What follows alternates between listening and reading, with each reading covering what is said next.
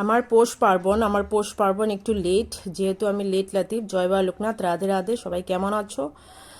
আমার পৌষ পার্বণ অনেকটা লেট, তো আমি বানিয়েছিলাম, পরশু বানিয়েছি, ভিডিওটা আজকে ছাড়ছি। তো বানিয়েছি হলো পুলি পিঠা। এটাকে পুলি পিঠা বলে, জানি না কে কি বলো। তো পাটিসাপটা, মালপোয়া, পুলি পিঠা এগুলোই বানিয়েছি। যেহেতু এদেরকে নিয়ে আমার কর্মজীবন, সেজন্য অনেকটা লেট হয়ে গেছে। আর বিশেষ করে আমার শ্বশুরবাড়ি এদের নিয়মও নেই যে তোমার পৌষ পার্বণে পিঠে সেটে খাওয়ার। এদের নিয়ম আবার উল্টা, সারা অগ্রাণ মাস ভরে পিঠে পায় সেগুলো খাও, কিন্তু তোমার পৌষ পার্বণের দিন দই চিড়েই খাও।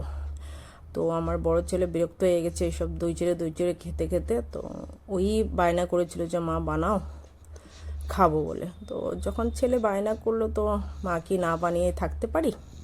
সেই জন্য শুরু করে দিলাম। আর মেশান পিঠে পরশু বানিয়েছিলাম রাতে, তো স্টার্ট করেছি সন্ধ্যা 7টার থেকে, আর রাত 10:30টার মধ্যে শেষ করলাম। তো এই কদিন আর ভিডিওটা দিতে পারিনি, যেহেতু এদেরকে নিয়ে হয় না আমার, তো তার জন্য আমি দুঃখিত। আর যেভাবে আমি বলি আমি দুঃখিত, আপনারা কি আমার ভিডিওর জন্য ওয়েট করেননি কি না? তো আমার ইচ্ছা হয় সেজন্য আমি ভিডিও দিই। যার ভালো লাগে তারা দেখুন, আর যার ভালো লাগে না তারাও দেখুন। যার ভালো লাগে তারা কমেন্ট করুন, আর যার ভালো লাগে না তারাও কমেন্ট করুন।